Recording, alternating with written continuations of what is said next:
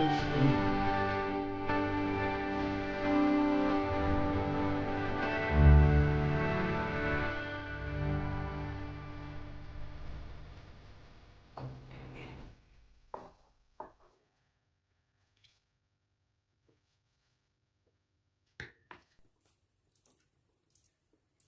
look at this.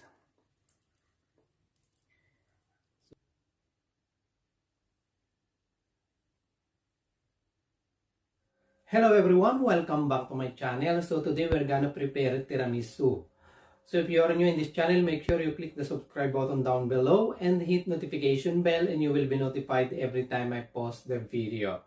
Okay, let's start and jump into it to make this tiramisu. Let's start with the ingredients.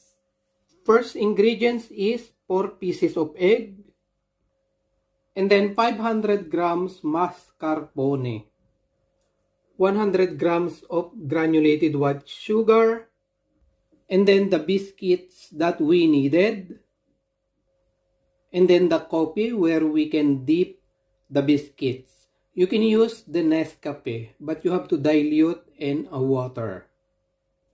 And the last one is the cacao. This cacao should be sprinkled on top of tiramisu. There is no specific quantity of cacao. Okay, first step is to the egg. We have to separate the egg yolk from the egg white.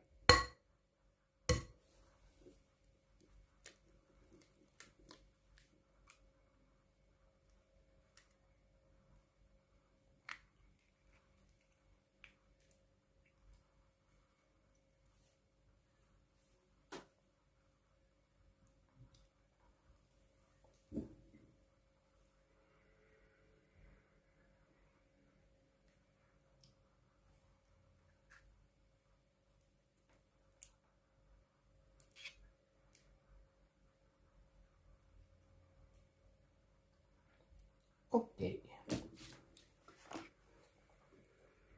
Then after that, we put a pinch of salt.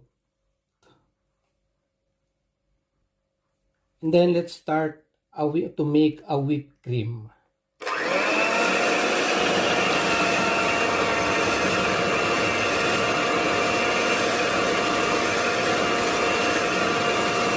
So making a good whipped cream, it should be mixed at least 8 to 10 minutes by electric beater.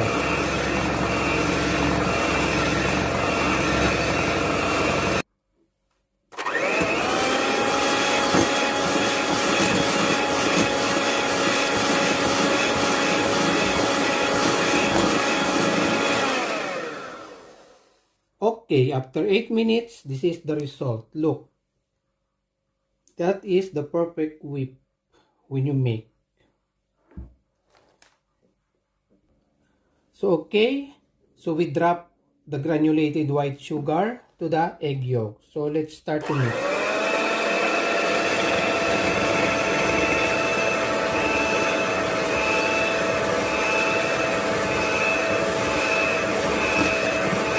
To make sure the sugar should be melted very well.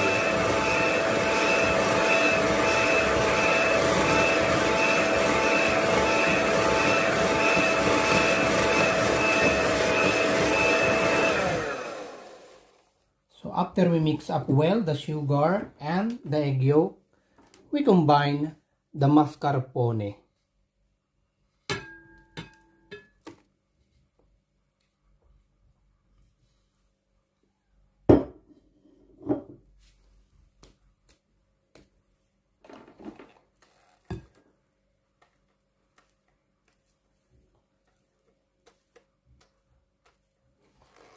Okay.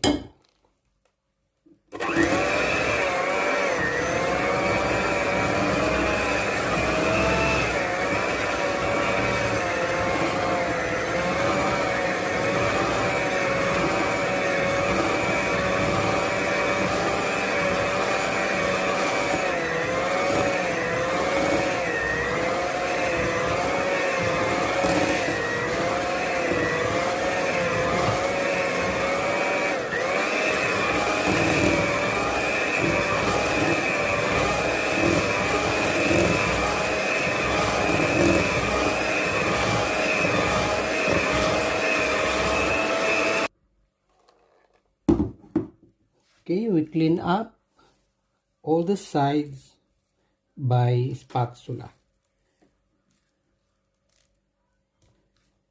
Then we mix it again so that all the ingredients will be incorporated perfectly.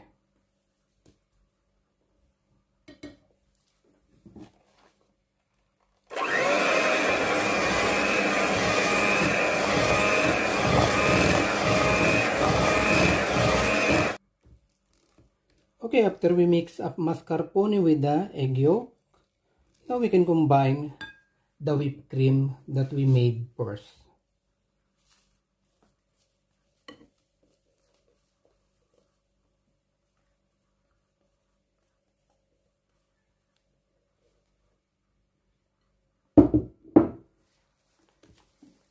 Then we mix up manually.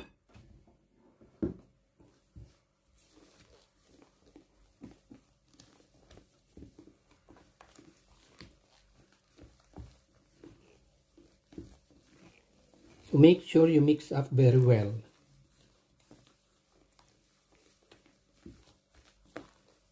It smells so good.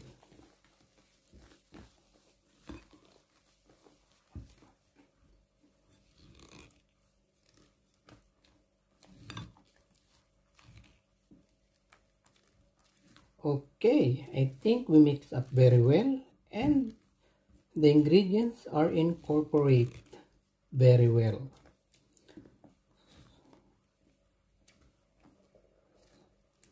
Okay, perfect.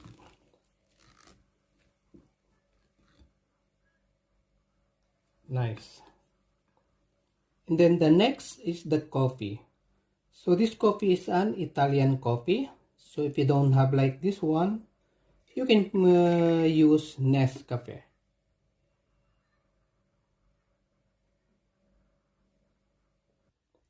And because this is very strong coffee, we can add a glass of water.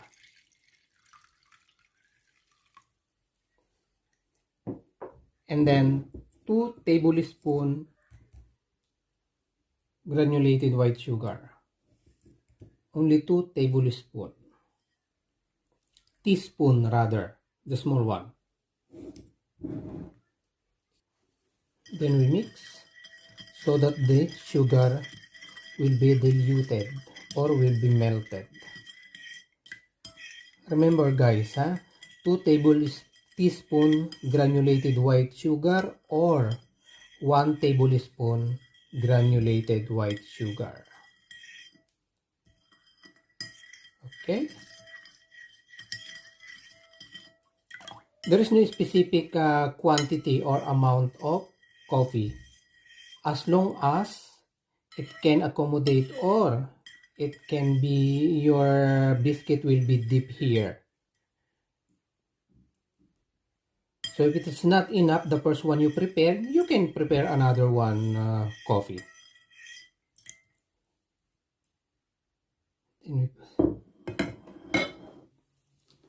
This is our mold or the Pyrex where we prepare our tiramisu. Okay, dip the biscuits to the coffee.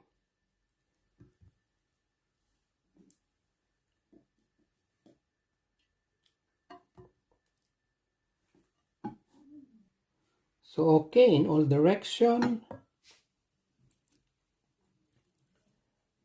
And then we pour the ingredients that we have mixed up.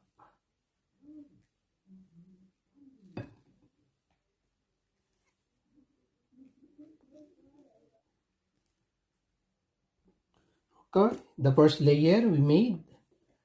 So let's put another.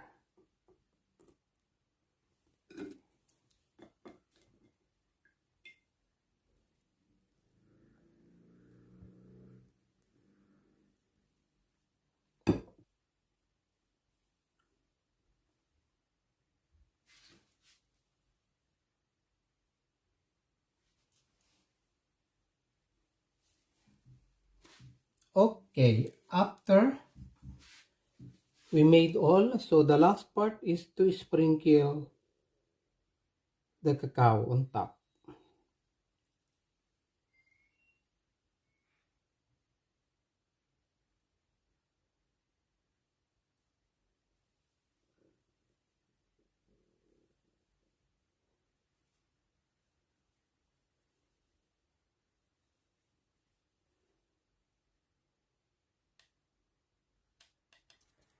To complete your tiramisu.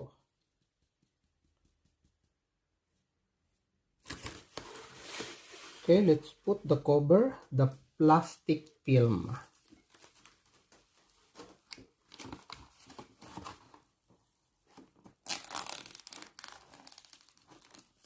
Okay, all are covered, so let's leave in a fridge for at least 2 hours.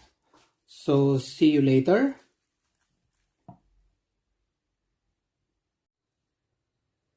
Okay, after 2 hours, this is tiramisu how it looks like. So let's remove the plastic film and let's have a taste.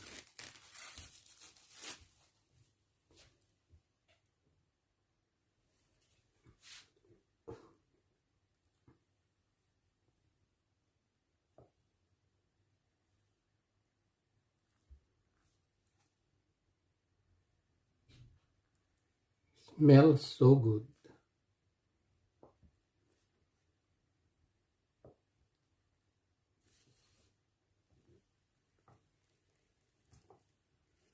Okay.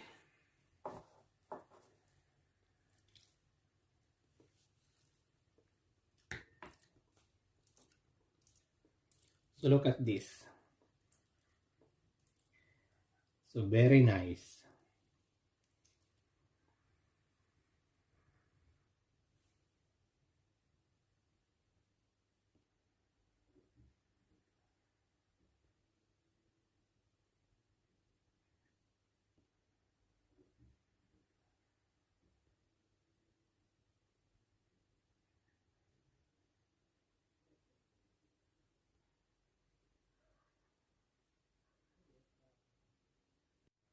Okay guys, tiramisu is ready. See if you like the video, click thumbs up and write down your comments. Don't forget to subscribe. Until next time. Bye. So let's have a taste.